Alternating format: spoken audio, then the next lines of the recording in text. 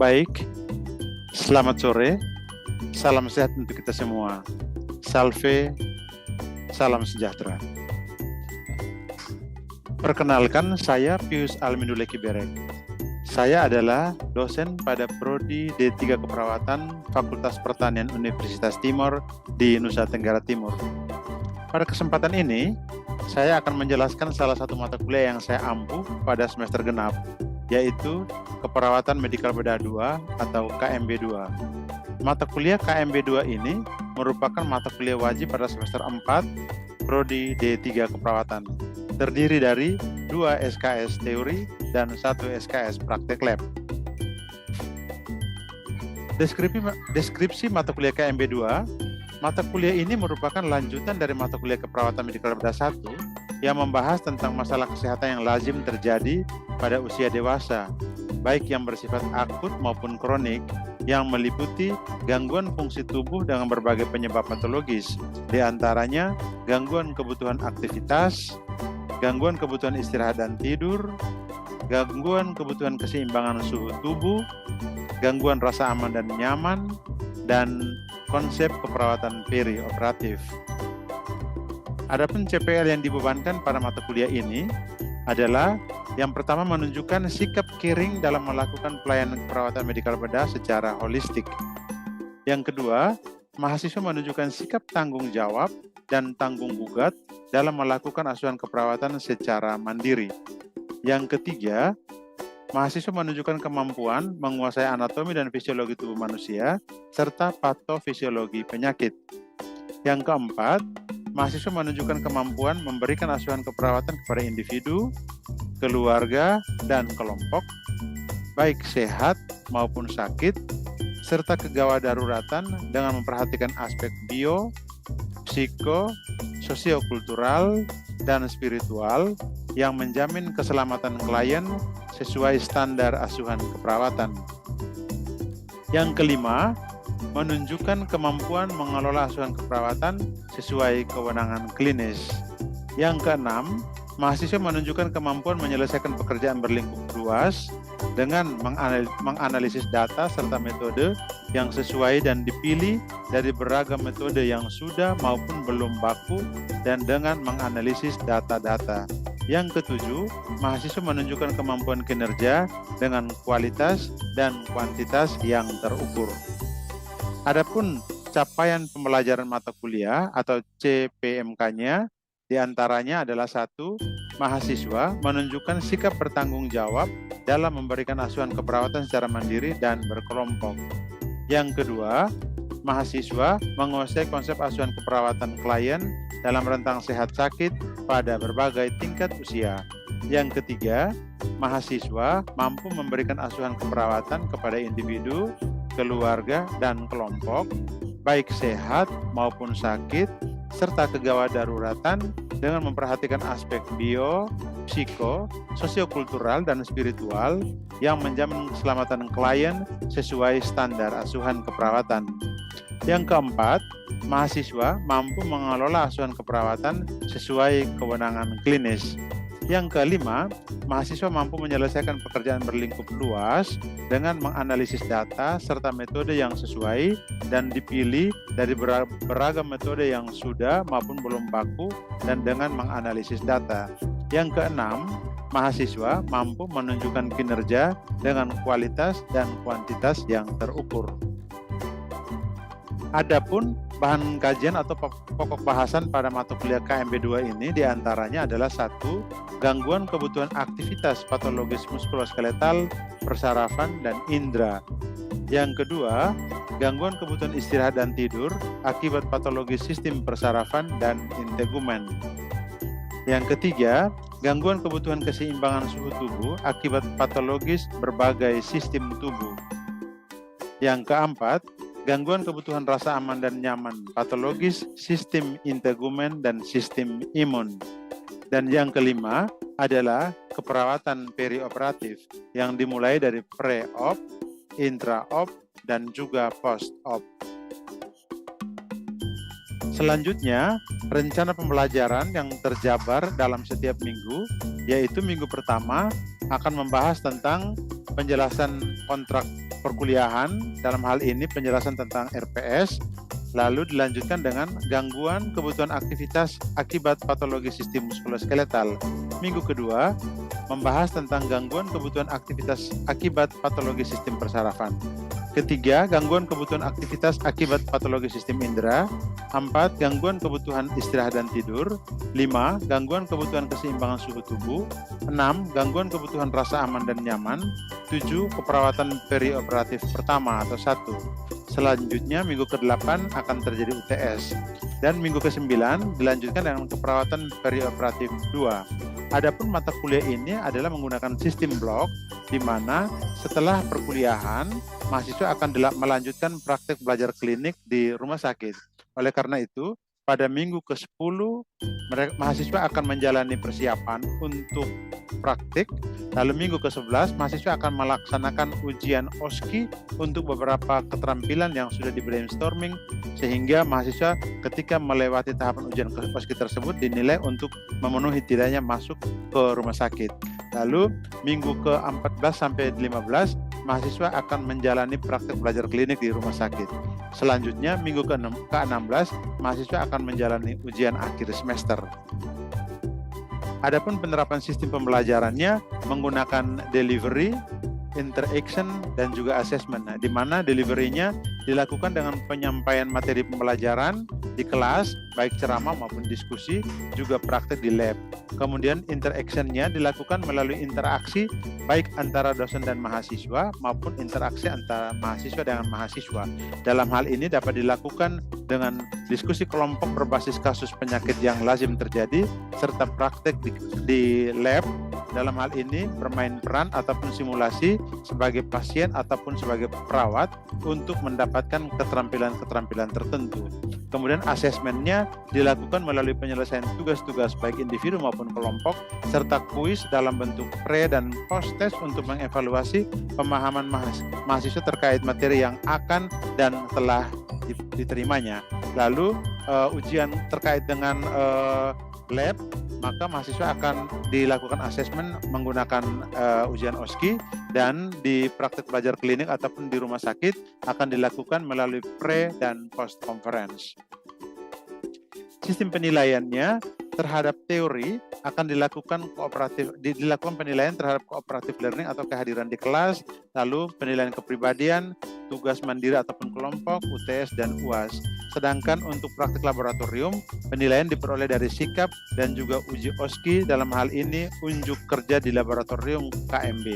Kemudian praktik belajar klinik nilainya diperoleh dari sikap, pre-conference, unjuk kerja di lahan praktik, dan juga post-conference. Selanjutnya, untuk menentukan penilaian terakhir, dalam hal ini kita menyesuaikan dengan ketentuan yang telah dikeluarkan oleh Universitas Timor, di mana nilai absolut yang 80-100 maka diberi angka mutu 4 dengan huruf mutu A, nilai 70-79 3 huruf mutunya B, nilai 60-69 nilainya 2 huruf mutunya C, 41-59 angkanya 1 huruf mutunya D, dan nilai 0-40 angka mutunya 0 sampai 0,99 dengan huruf mutunya E. Adapun tujuan dari pembuatan video ini adalah bagian dari pernyataan diri dosen dalam unjuk kerja Tridharma Perguruan Tinggi. Selanjutnya, saya akan memberikan cuplikan pengajaran saya pada mata kuliah KMB 2 dengan topik asuhan keperawatan pasien dengan stroke. Hal ini saya akan lakukan secara daring. Sekian dan terima kasih. Salam sehat, Tuhan berkati. Ya baik, selamat sore saudara-saudara. Apa kabar semuanya? Sore Pak. Kabar baik. Oke baik. Kabar baik Pak. Sore hari ini kita akan melakukan perkuliahan lanjutan untuk tatap muka yang ke-6 ini, untuk melihat materi lanjutan tentang asuhan keperawatan pada pasien dengan stroke ya. Tapi sebelum kita mulai, mari kita sama-sama menghadap Tuhan dalam doa. Izinkan untuk saya membawa doa ini dalam ajaran Katolik ya. Kita berdoa. Atas nama Bapa dan Putra dan Roh Kudus. Amin.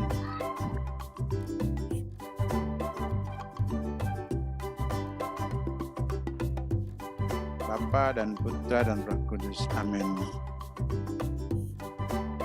Doa selesai.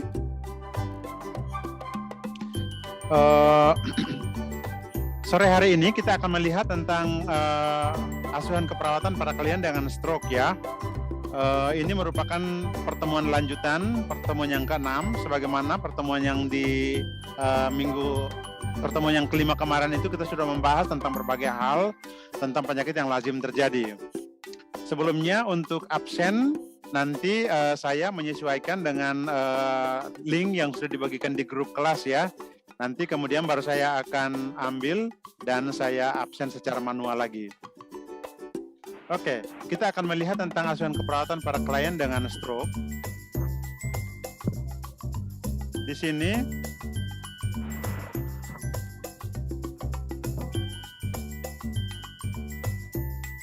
ya, untuk identitas mata kuliahnya masih keperawatan medikal bedah 2, pertemuan ke-6. Materinya adalah asuhan keperawatan pasien stroke. Mungkin dari saudara-saudara ada yang masih ingat atau ada yang pernah punya pengalaman melihat pasien dengan stroke? Apakah ada? Ya, ini siapa nih? Anatul, monggo Anatul, pengalamannya. Ada mau share pengalaman tentang pasien stroke? Tentang pasien stroke sendiri itu Pak, itu ada orang yang seperti kaku pada dia punya saraf-saraf gitu Pak, seperti kayak lehernya tengkuk terus ke kanan. Ya, benar. Itu tepat sekali. Oke, untuk mengetes lagi pemahaman kita tentang stroke, maka kita akan awali dengan pretest. Nanti pretest masing-masing silakan buka di grup kelas yang sudah saya bagikan. Kuisnya kita akan menggunakan waktu sekitar 3 sampai 5 menit. Silakan dikerjakan dulu kuisnya untuk pretest. Ya Pak. Ya, waktu 5 menit atau 4 sampai 5 menit kita pakai untuk pretest ini, silakan. Soalnya gampang, hanya 15 nomor. Silakan diselesaikan. Oke. Kira-kira sudah ya?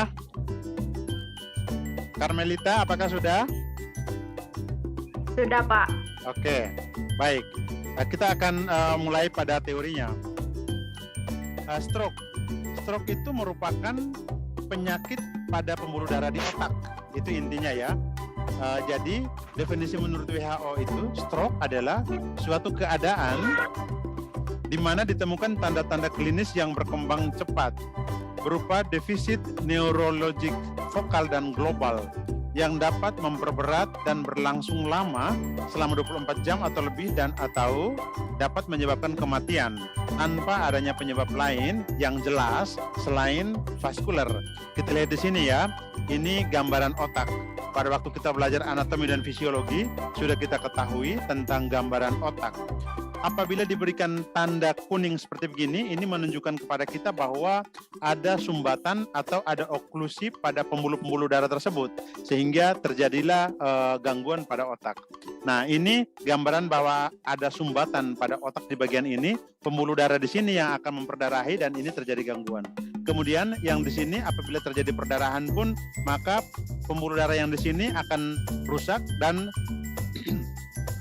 bagian-bagian otak yang di sini dan pembuluh darah tidak kebagian sehingga terjadilah kerusakan-kerusakan. Stroke terjadi apabila pembuluh darah otak mengalami penyumbatan ataupun pecah. Akibatnya, sebagian otak tidak mendapatkan pasokan darah yang membawa oksigen yang diperlukan sehingga mengalami kematian sel ataupun jaringan. Kemudian etiologinya ada trombosis cerebral, ada hemoragik, ada hipoksia, dan juga baik umum maupun setempat. Nah, untuk trombosis atau sumbatan-sumbatan itu dilihat pada gambar 1. Sedangkan gambar 2 ini adalah hemoragi. Apakah ada yang sudah pernah mendengar istilah hemoragik? Stroke hemoragik? Apakah mungkin keluarganya atau tetangganya atau waktu praktek di kelas 1 itu?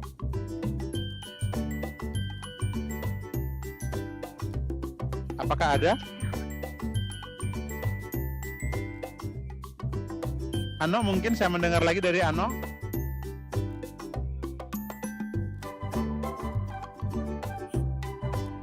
Oke. Carmelita? Stroke hemoragik tuh ya itu pernah Pak, tapi mungkin dia hanya sebagian Pak. Oh iya, benar. Stroke yang Benar sekali. Jadi kalau stroke hemoragik ataupun stroke hemoragik itu artinya perdarahan di otak. Namun perdarahan itu akan menunjukkan letak kelemahan fisik di sebelah mana. Apabila stroke-nya terjadi pada otak sebelah kiri, maka kelemahan fisiknya di sebelah kanan tubuh dan sebaliknya. Demikian kondisinya seperti begitu ya.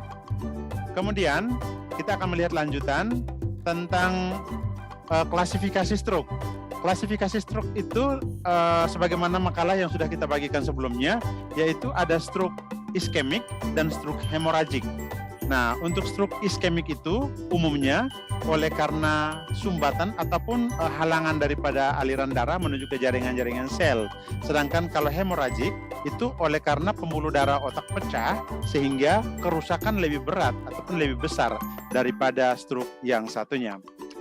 Nah, selanjutnya ketika kita menemukan seorang pasien dengan stroke, maka tugas kita sebagai perawat, tugas saudara-saudara sekalian menjadi sebagai calon perawat, itu perlu melakukan anamnesis lebih detail. Karena dengan adanya anamnesis yang tepat, maka akan bisa ditegakkan diagnosis yang tepat pula. Di antaranya identitas, otomatis, keluhan utama. Keluhan utama itu menjadi satu hal yang sangat penting untuk diperhatikan, dikaji sungguh-sungguh. Lalu riwayat penyakit sekarang dan riwayat penyakit terdahulu.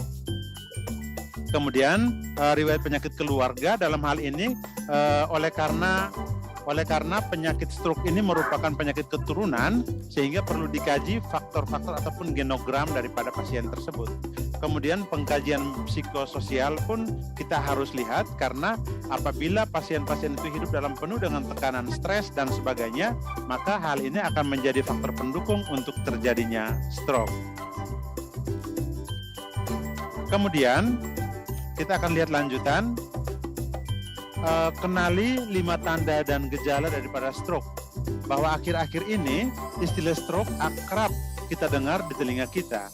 Namun perlu kita pahami dengan lebih jelas tanda-tanda yang menyertainya. Di antaranya berjalannya, apakah tiba-tiba keseimbangan Anda bermasalah? Kemudian kita harus mengkaji bagaimana berbicaranya. Apakah tiba-tiba berbicaranya lambat atau wajahnya kuyu atau pelo? Wajahnya miring ke sisi sebelah. Kemudian untuk mencapai atau meraih atau memegang gelas. Apakah tiba-tiba satu sisi tubuh Anda menjadi lemah atau kebas? Lalu melihat, mengkajinya apakah penglihatan Anda tiba-tiba hilang semua atau sebagian? Dan rasa, apakah tiba-tiba Anda rasa sakit kepala yang berat? Ini beberapa hal yang perlu kita kaji dari pasien. Selanjutnya, untuk pemeriksaan diagnostiknya, mitra kerja kita akan melakukan pemeriksaan berupa angiografi cerebral, lumbal fungsi, CT scan, MRI, USG, dan juga EEG. Semuanya ini untuk menentukan lokasi-lokasi ataupun derajat daripada kerusakan otak yang terjadi. Kemudian setelah mendapatkan pengobatan ataupun pemeriksaan yang tepat, maka mitra kerja kita akan memberikan pengobatan konservatif, diantaranya obat-obatan vasodilator untuk meningkatkan aliran darah cerebral. Kemudian histamin, juga antitrombosis dan antikoagulan. Antikoagulan ini penting untuk mencegah dan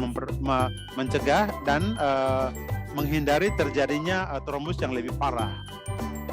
Nah, dari pengkajian keperawatan yang kita temukan, maka di sana perawat akan menegakkan diagnosa keperawatan. Nah, diagnosa keperawatan utama yang bisa kita tegakkan pada pasien hipertensi, pasien dengan stroke itu apa saja, saudara-saudara? Ada kira-kira 6 diagnosa keperawatan yang kita temukan. Tetapi yang paling penting kita lihat di sini itu apa? Mungkin dari Regina? diagnosa keperawatan utama pada pasien dengan stroke. Hambatan mobilitas fisik berhubungan dengan hiperpres. Ya, bagus. Carmelita sudah menjawab hambatan mobilitas fisik. Tetapi pertanyaan saya adalah diagnosa keperawatan utama pada pasien dengan stroke. Jadi pertanyaannya adalah diagnosa keperawatan utama, bedakan dengan diagnosa keperawatan yang biasa. Kalau saya tanya utama, maka ada satu yang penting kita lihat di sini. Apa itu? Dari 6 ini? Biasanya akan muncul pada ujian kompetensi UKOM. Pertanyaan diagnosa keperawatan utama. Risiko tinggi peningkatan TIK berhubungan dengan adanya peningkatan volume. Ya, ini dari Yunita ya, Yunita. Luar biasa Yunita. Itu penting bahwa diagnosa keperawatan utama pada pasien dengan stroke itu adalah peningkatan TIK. Saya pikir kita berikan aplaus kepada Yunita. Monggo, kita berikan aplaus karena ini analisis yang sangat tinggi. Pasien dengan stroke itu TIK sangat tinggi. Oleh karena itu, tindakan keperawatan itu harus mengarah kepada menurunkan TIK. Demikian ya. Dan beberapa diagnosa keperawatan lainnya bisa ditegakkan sesuai dengan kondisi ataupun data hasil pengkajian kita. Selanjutnya, kita akan melihat intervensi keperawatan secara keseluruhan. Di sini perlu kita melakukan pengkajian terhadap faktor penyebab dari situasi atau keadaan atau penyebab timbulnya koma ataupun penurunan fungsi jaringan tersebut. Di mana apabila pasien mengalami stres, maka harus menggunakan upaya-upaya untuk menurunkan tingkat stresnya.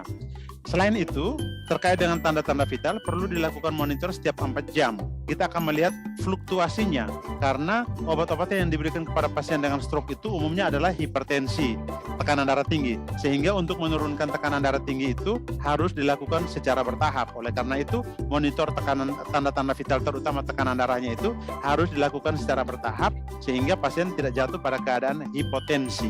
Kemudian evaluasi pupil untuk melihat tingkat kesadaran pasien, lalu monitor temperatur dan pengaturan suhu lingkungan.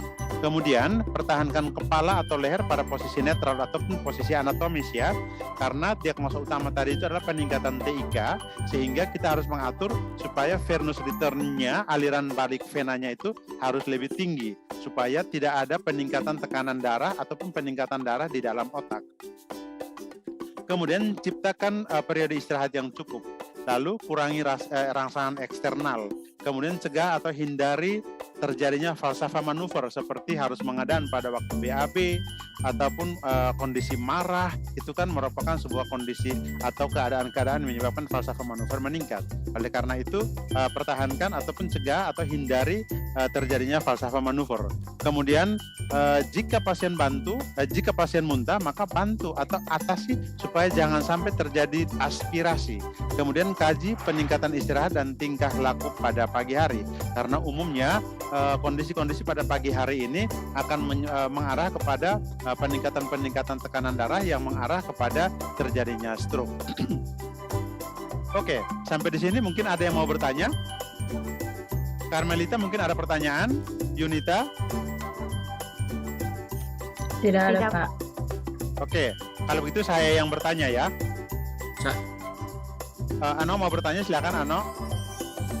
Saya ingin bertanya Pak terkait yang materi Pak yang sudah ini terkait materi yang dijelaskan di slide sebelumnya Pak terkait stroke. Misalnya Pak, kita temukan ada kayak orang yang dengan gejala-gejala awal stroke di masyarakat itu kira-kira apa tindakan yang bisa kita lakukan Pak sebelum dibawa ke vaskes terdekat? Oke, ini pertanyaan yang sangat bagus sekali terkait dengan kondisi atau kejadian stroke yang bukan terjadi kita temukan di rumah, tetapi di misalnya mungkin sementara berjalan di jalan lalu tiba-tiba melihat dia pelo atau melihat dia menunjukkan gejala-gejala stroke, atau ternyata kita berkunjung ke salah satu rumah kemudian ada keluhan dari anggota keluarganya bahwa salah satu anggota keluarga itu mengalami kondisi-kondisi seperti begini, maka tindakan pertama kita adalah segera seorang perawat itu seharusnya di dalam tasnya ada tensimeter Android, sehingga pada waktu itu juga Pak perawat harus melakukan evaluasi segera dengan cara mengukur tanda-tanda vitalnya, terutama tekanan darah. Itu yang pertama, supaya kita pastikan bahwa kondisi tekanan darahnya adalah demikian, sehingga kita akan menegakkan diagnosa pasti. Itu pertama. Lalu yang kedua, ketika kita sudah memastikan bahwa dia itu sungguh-sungguh dia mengalami stroke, maka pertahankan pada posisi atau kondisi anatomis. Dalam hal ini, sebagaimana tadi kita ketahui, diagnosa utama atau masalah utama pada pasien stroke itu adalah peningkatan TIK, maka kita atur sedemikian rupa supaya intrakranial, tekanan intrakranialnya jangan meningkat. Persoalannya, tekanan intrakranial itu meningkat bisa oleh karena sementara marah, bisa oleh karena posisi tidur yang tidak tepat. Oleh karena itu, jika kita menemukan kondisi seperti begitu, segera atur posisi anatomis dengan kepala lebih tinggi 30 derajat. Begitu ya, Ano ya. Ini pertanyaan yang bagus. Jadi di rumah, Ya, Pak. segera atur posisi tidurnya 30 derajat. Kemudian lihatlah obat-obatan yang di rumah. Obat-obatannya yang di rumah ini tanyakan dia minum terakhirnya kapan. Lalu jangan lupa segera antar ke puskesmas atau fasilitas pelayanan kesehatan terdekat supaya akan dilakukan pemeriksaan diagnostik untuk memastikan dan juga diberikan obat-obatan yang tepat. Begitu ya, Ano ya. Ya, Pak. Terima kasih, Pak. Pertanyaan yang bagus. Ini obat-obatan yang akan diberikan kepada pasien tersebut, tetapi tindakan kita di rumah sebelum kita antar ke rumah sakit yang tadi ya. Oke, mungkin lain lagi, ada yang mau bertanya lagi? Kalau tidak, maka pertanyaan dari saya. Tolong tunjukkan tindakan-tindakan apa saja yang bisa menyebabkan falsafah manuver. Yang tadi saya bilang, ini intervensi keperawatan yang perlu perawat tahu dan perlu perawat lakukan. Apa saja tadi? Falsafah manuver itu seperti apa? Lupa lagi. Ayo lupa lagi. Padahal sudah biasa tuh kita diskusikan. Ayo ingat-ingat cepat. Ayo ingat-ingat cepat. Ayo ingat cepat. Apa falsafah manuver itu seperti apa?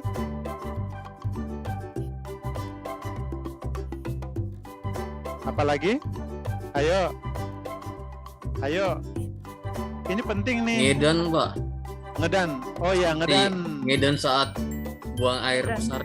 Ngedan saat Atau buang air saat- besar. Ya betul. Kita berikan aplaus untuk Ano. Bagus tuh. Jadi hal yang kecil ini ternyata maknanya, manfaatnya sangat besar. Ketika pasien dengan stroke yang sementara tekanan intrakranial tinggi, jangan suruh pasien ngedan. Tidak boleh paksa pada waktu buang air besar karena akan menambah TIK yang tinggi. Itu ya. Oke. Pak. Selanjutnya ini beberapa sumber rujukan yang kita pakai. Pertanyaan cukup sekian, tetapi nanti kita akan lanjutkan dengan post test. Nah, tadi pretestnya kita sudah mulai pada waktu sebelum, kemudian sekarang post test.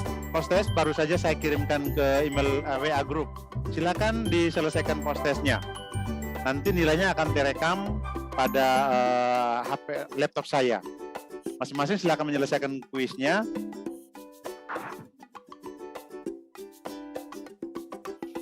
Ya, Pak. Oke, selesai. Nanti nilainya saya akan bagikan juga di masing-masing HP secara japri ya, karena tidak boleh diberikan secara grup. Selanjutnya, untuk pertemuan yang akan datang, kita akan melakukan praktik berjalan pada pasien dengan stroke, di mana ada kelemahan-kelemahan fisik. Jadi minggu depan kita akan melakukan praktik berjalan tersebut. Demikian pertemuan kita akhiri. Saya ucapkan terima kasih. Semoga apa yang saya sampaikan bisa berkenan untuk menjadi bekal pada praktik ataupun pada saat bertemu dengan pasien-pasien dengan stroke. Saya akhiri. Sekian dan terima kasih. Selamat sore.